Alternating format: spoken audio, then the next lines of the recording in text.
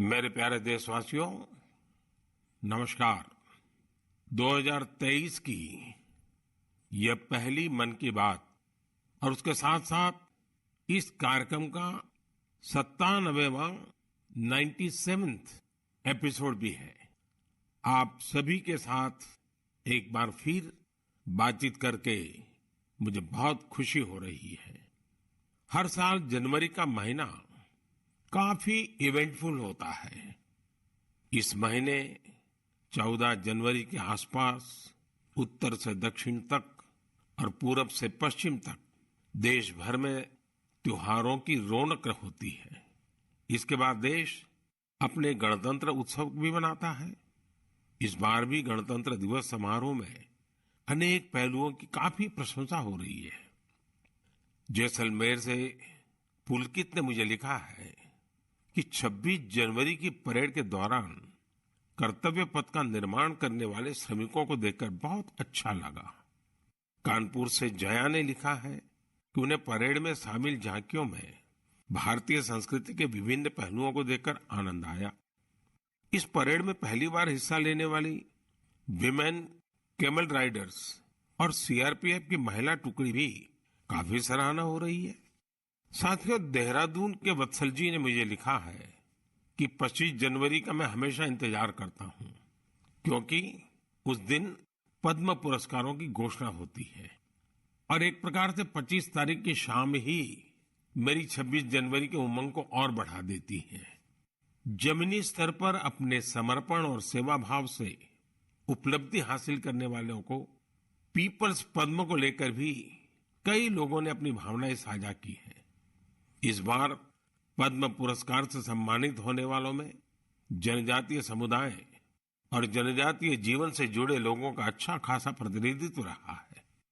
जनजातीय जीवन शहरों की भागदौड़ से अलग होता है, उसकी चुनौतियां भी अलग होती हैं। इसके बावजूद जनजातीय समाज अपनी परंपराओं को सहेजने के लिए हमेशा तत्पर रहते हैं।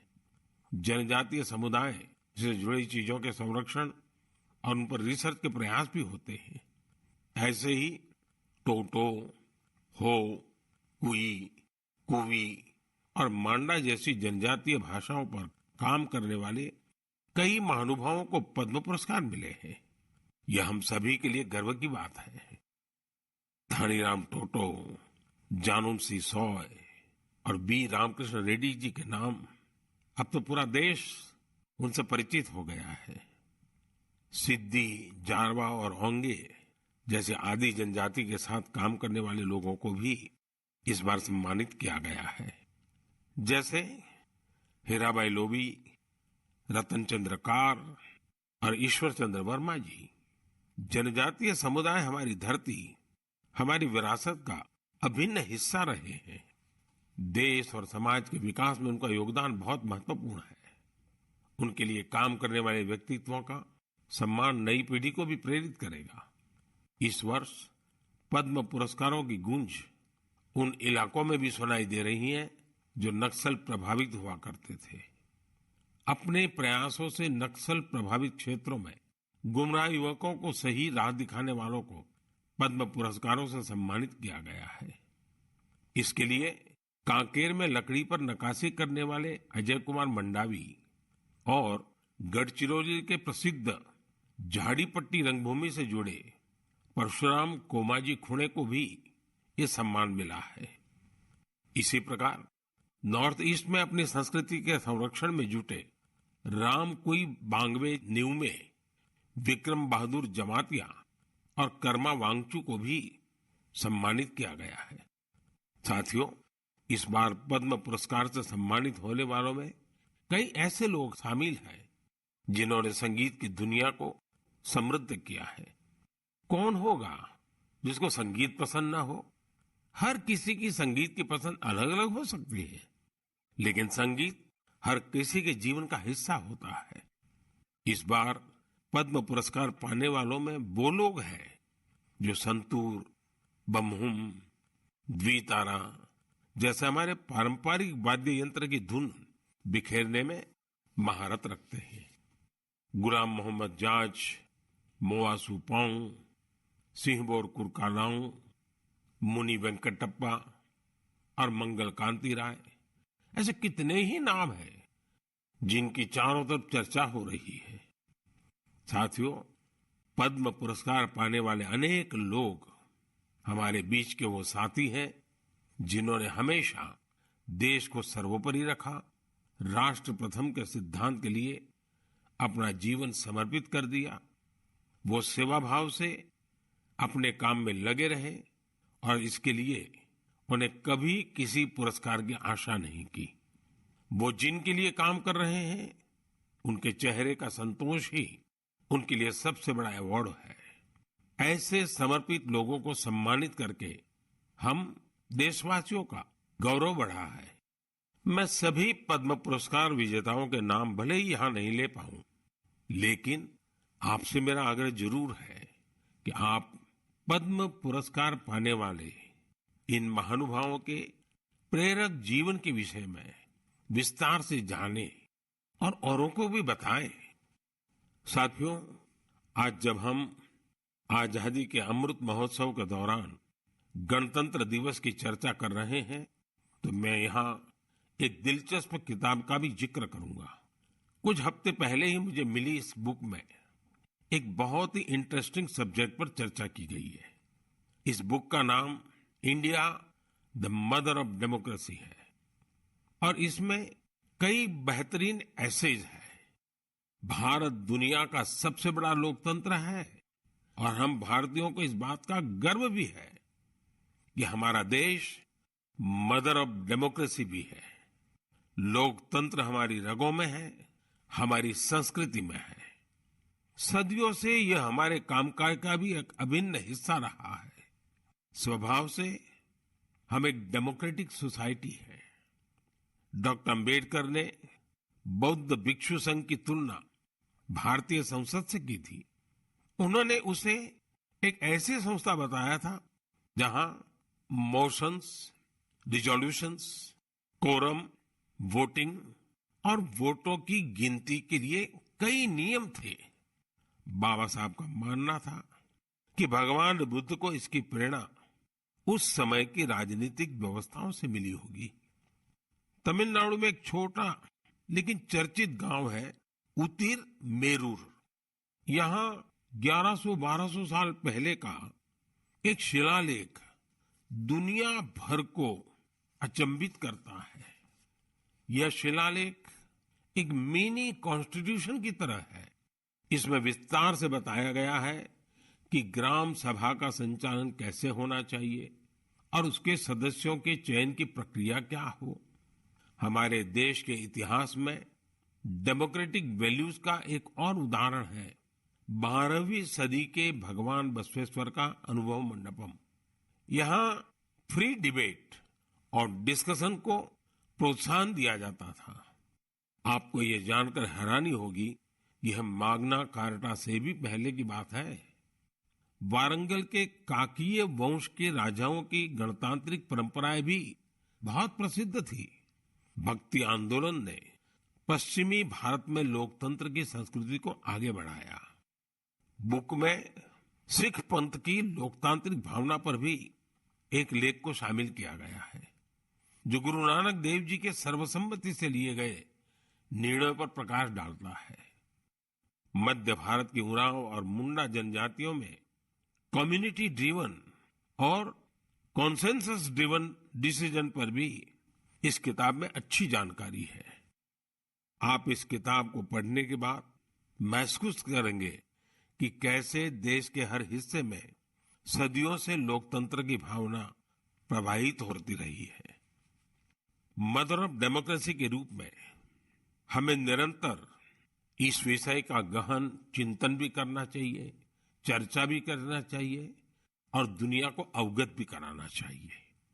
इससे देश में लोकतंत्र की भावना और प्रगाढ़ होगी।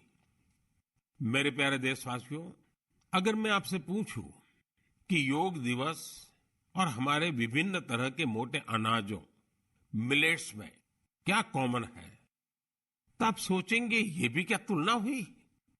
अगर मैं आपसे कहूं कि दोनों में काफी कुछ कॉमन है, तो आप हैरान हो जाएंगे। दरअसल संयुक्त राष्ट्र ने इंटरनेशनल योगा डे और इंटरनेशनल ईयर ऑफ मिलेट्स दोनों का ही निर्णय भारत के प्रस्ताव के बाद लिया है।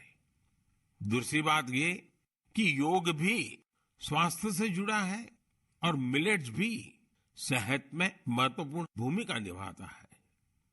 तीसरी बात और महत्वपूर्ण है, दोनों ही अभियानों में जन भागीदारी की वजह से क्रांति आ रही है। जिस तरह लोगों ने व्यापक स्तर पर सक्रिय भागीदारी करके योग और फिटनेस को अपने जीवन का हिस्सा बनाया है, उसी तरह मिलेट्स को भी लोग बड़े पैमाने पर अपना रहे हैं। लोग अब मिलेट्स को अपने खानपान का हिस्सा बना रहे हैं।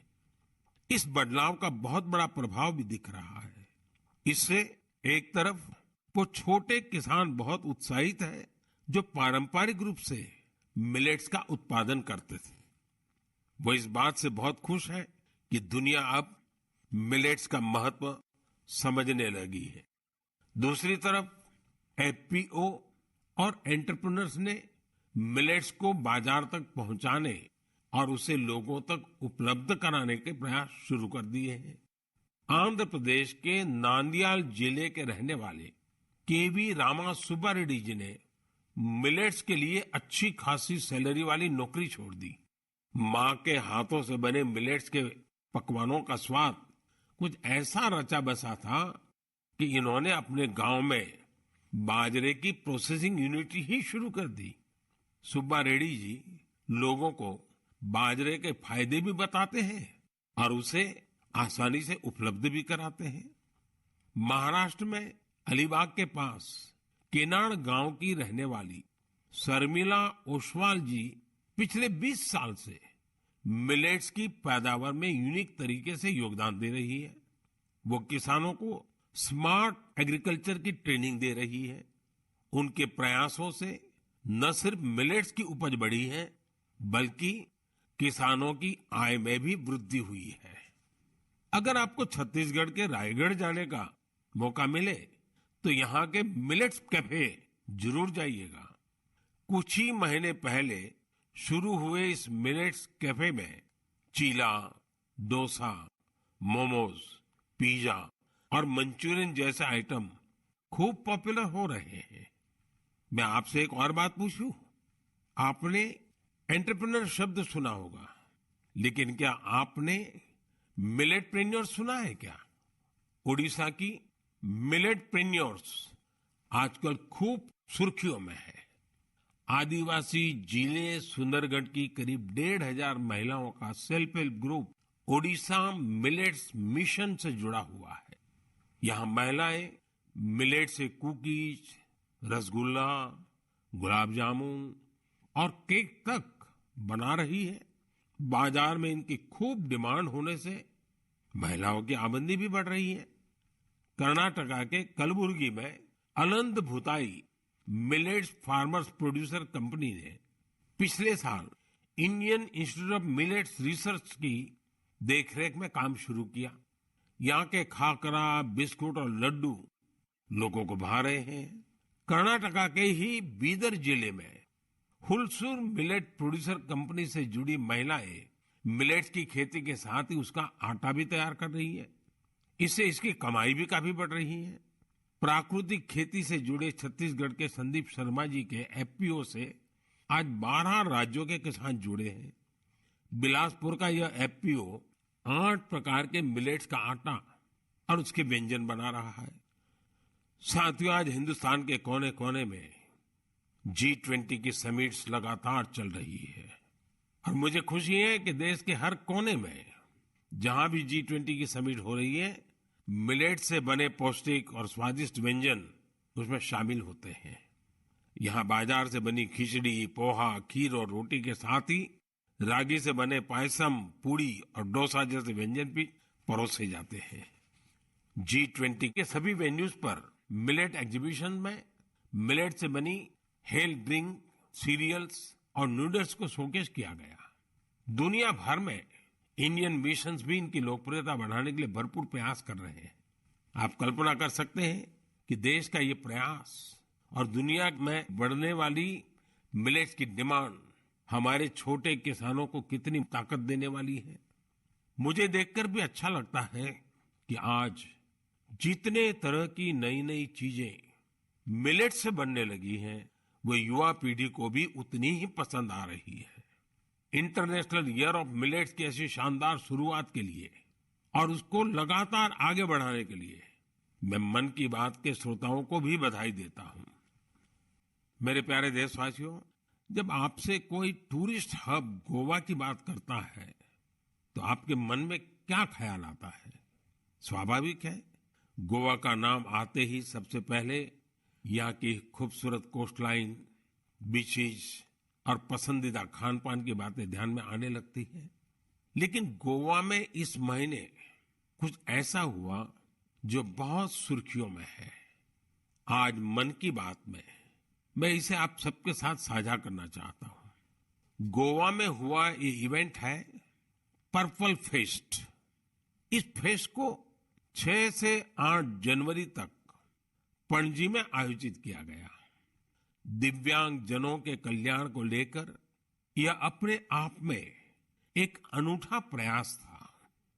पर्पल फेस्ट कितना बड़ा मौका था, इसका अंदाजा आप सभी इस बात से लगा सकते हैं कि 50,000 से भी ज्यादा हमारे भाई बहन इसमें शामिल हुए। यहाँ आए लोग इस बात को लेकर रोमांचित थे कि वो अब मिरामार बीच घूमने का भरपूर आनंद उठा सकते हैं। दरअसल मिरामार बीच हमारे दिव्यांग भाई बहनों के लिए गोवा के एक्सेसिबल बीचेस में से एक बन गया है।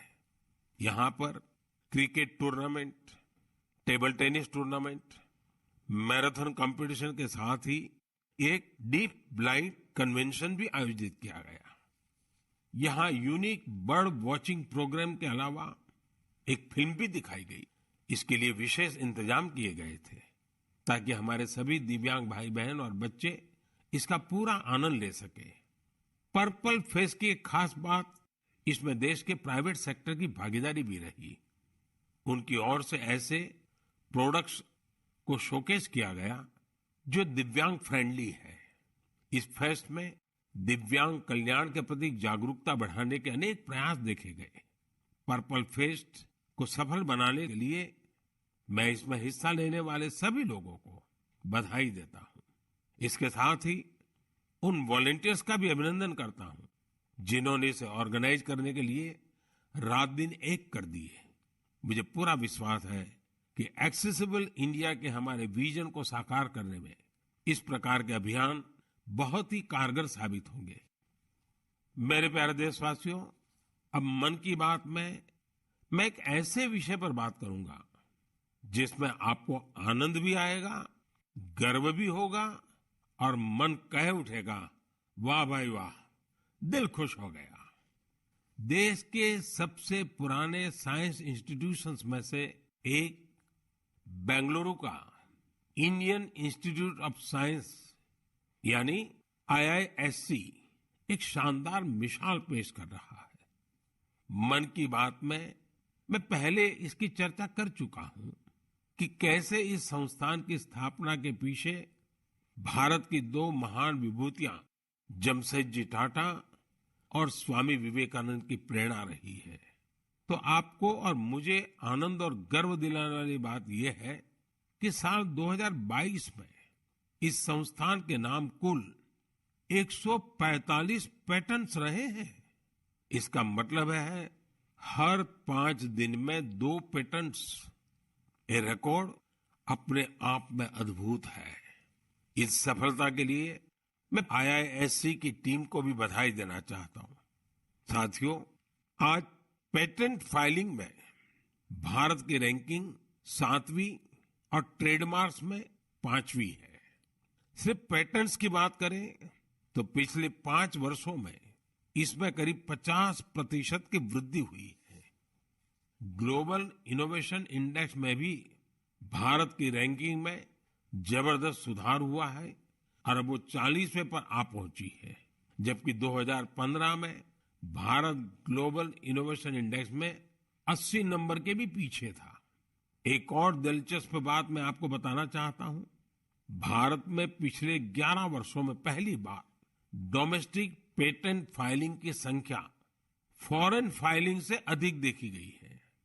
ये भारत के बढ़ते हुए वैज्ञानिक सामर्थ्य को भी दिखाता है। साथियों, हम सभी जानते हैं कि 21वीं सदी की ग्लोबल इकोनॉमी में नॉलेज ही सर्वोपरि है। मुझे विश्वास है कि भारत के टेकेड का सपना हमारे इनोवेटर्स और उनके पेटेंट्स के दम पर जरूर पूरा होगा। इससे हम सभी अपने ही देश में तैयार वर्ल्ड क्लास टेक्नोलॉजी और प्रोडक्ट का भरपूर लाभ ले सकेंगे। मेरे प्यारे देशवासियों, नमो ऐप पर मैंने तेलंगाना के इंजीनियर विजय जी की एक पोस्ट देखी। इसमें विजय जी ने ई वेस्ट के बारे में लिखा है। विजय जी का आग्रह है कि मैं मन की बात में इस पर चर्चा करूं। इस कार्यक्रम में पहले भी हमने वेस्ट टू वेल्थ यानी कचरे से कंचन के बारे में बातें की है, लेकिन आइए आज इसी से जुड़ी ई वेस्ट की चर्चा करते हैं।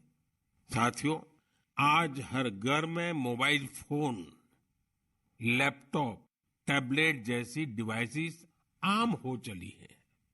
देश भर में इनकी संख्या बिलियंस में होगी। आज के लेटेस्ट डिवाइस भविष्य के ई वेस्ट भी होते हैं। जब भी कोई नई डिवाइस खरीदता है या फिर अपनी पुरानी डिवाइस को बदलता है, तो यह ध्यान रखना जरूरी हो जाता है कि उसे सही तरीके से डिस्कार्ड किया जाता है या नहीं। अगर ई वेस्ट को ठीक से डिस्पोज नहीं किया गया तो यह हमारे पर्यावरण को भी नुकसान पहुंचा सकता है। लेकिन अगर सावधानी पूर्वक ऐसा किया जाता है तो ये रिसाइकल और रीयूज की सर्कुलर इकोनॉमी की बहुत बड़ी ताकत बन सकता है। संयुक्त राष्ट्र की एक रिपोर्ट में बताया गया था कि हर साल 50 मिलियन टन ई वेस्ट फेंका जा रहा है। आप अंदाजा लगा सकते हैं कि कितना होता है। मानव इतिहास में जितने कमर्शियल प्लेन बने हैं, उन सभी का वजन मिला दिया जाए तो भी जितना ई वेस्ट निकल रहा है उसके बराबर नहीं होगा। ये ऐसा है जैसे हर सेकंड 800 लैपटॉप फेंक दिए जा रहे हो। आप जानकर चौंक जाएंगे कि अलग अलग प्रोसेस के जरिए इस ई वेस्ट से करीब 17 प्रकार के प्रेशियस मेटल्स निकाले जा सकते हैं। इसमें गोल्ड, सिल्वर, कॉपर और निकल शामिल है। इसलिए ई वेस्ट का सदुपयोग करना कचरे को कंचन बनाने से कम नहीं है। आज ऐसे स्टार्टअप्स की कमी नहीं जो इस दिशा में इनोवेट काम कर रहे हैं। आज करीब 500 ई वेस्ट रिसाइकलर्स इस क्षेत्र से जुड़े हैं और बहुत सारे नए उद्यमियों को भी इससे जोड़ा जा रहा है। इस सेक्टर ने हजारों लोगों को सीधे तौर पर रोजगार भी दिया है। बेंगलुरु की ई परिसरा ऐसे ही एक प्रयास में जुटी है। इसने प्रिंटेड सर्किट बोर्ड्स की कीमती धातुओं को अलग करके ही स्वदेशी टेक्नोलॉजी विकसित की है। इसी तरह मुंबई में काम कर रही इकोरिको ने मोबाइल ऐप से ई वेस्ट को कलेक्ट करने का सिस्टम तैयार किया है। उत्तराखंड के रुड़की की एटेरो रिसाइकलिंग ने तो इस क्षेत्र में दुनिया भर में कई पेटेंट्स हासिल किए हैं। इसने भी खुद की ई वेस्ट रिसाइकल टेक्नोलॉजी तैयार कर काफी नाम कमाया है। भोपाल में मोबाइल ऐप और वेबसाइट कबाड़ीवाला के जरिए टनों ई वेस्ट एकत्र किया जा रहा है। इस तरह के कई उदाहरण हैं। ये सभी भारत को ग्लोबल रिसाइकलिंग हब बनाने में मदद कर रहे हैं। लेकिन ऐसे इनिशिएटिव की सफलता के लिए एक जरूरी शर्त भी है। वो ये है कि ई वेस्ट के निपटारे से सुरक्षित उपयोगी तरीकों के बारे में लोगों को जागरूक करते रहना होगा। ई वेस्ट के क्षेत्र में काम करने वाले बताते हैं कि अभी हर साल सिर्फ 15-17% ई वेस्ट को ही रिसाइकल किया जा रहा है। मेरे प्यारे देशवासियों, आज पूरी दुनिया में क्लाइमेट चेंज और बायोडायवर्सिटी के संरक्षण की बहुत चर्चा होती है। इस दिशा में भारत के ठोस प्रयासों के बारे में हम लगातार बात करते रहे हैं। भारत ने अपने वेटलैंड्स के लिए जो काम किया है, वो जानकर आपको भी बहुत अच्छा लगेगा। कुछ श्रोता सोच रहे होंगे कि वेटलैंड्स क्या होता है। वेटलैंड साइट्स यानी वो स्थान जहां दलदली मिट्टी जैसी जमीन पर साल भर पानी जमा रहता है। कुछ दिन बाद 2 फरवरी को ही वर्ल्ड वेटलैंड्स डे है। हमारी धरती के अस्तित्व के लिए वेटलैंड्स बहुत जरूरी है, क्योंकि इन पर कई सारे पक्षी, जीव, जंतु निर्भर करते हैं। ये बायोडायवर्सिटी को समृद्ध करने के साथ फ्लड कंट्रोल और ग्राउंड वाटर रिचार्ज को भी सुनिश्चित करते हैं। आप में से बहुत लोग जानते होंगे, रामसर साइट्स ऐसे वेटलैंड्स होते हैं जो इंटरनेशनल इंपॉर्टेंस के हैं। वेटलैंड्स भले ही किसी देश में हो, लेकिन उन्हें अनेक मापदंडों को पूरा करना होता है, तब जाकर उन्हें रामसर साइट्स घोषित किया जाता है।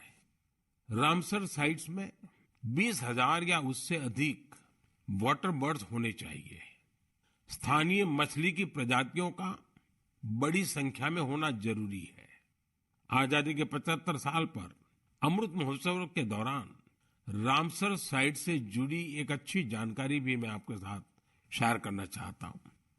हमारे देश में अब रामसर साइट्स की कुल संख्या 75 हो गई है, जबकि 2014 के पहले देश में सिर्फ 26 रामसर साइट्स थी। इसके लिए स्थानीय समुदाय बधाई के पात्र हैं, जिन्होंने इस बायोडायवर्सिटी को संजो कर रखा है। यह प्रकृति के साथ सद्भाव पूर्वक रहने की हमारी सदियों पुरानी संस्कृति और परंपरा का भी सम्मान है। भारत के ये वेटलैंड्स हमारी प्राकृतिक सामर्थ्य का भी उदाहरण है। ओडिशा की चिल्का झील को 40 से अधिक वाटर बर्ड स्पीशीज को आश्रय देने के लिए जाना जाता है। कैबुल लमजाम लोकटाक को स्वैम्प डियर का एकमात्र नेचुरल हैबिटेट माना जाता है। तमिलनाडु के वेर्थांगल को 2022 में रामसर साइट घोषित किया गया। यहाँ की बर्ड पॉपुलेशन को संरक्षित करने का पूरा श्रेय आसपास के किसानों को जाता है। कश्मीर में पंजाथ नाग समुदाय एनुअल फ्रूट ब्लॉसम फेस्टिवल के दौरान एक दिन को विशेष तौर पर गांव के झरने की साफ सफाई में लगाता है। वर्ल्ड्स रामसर साइट में अधिकतर यूनिक कल्चरल हेरिटेज भी है।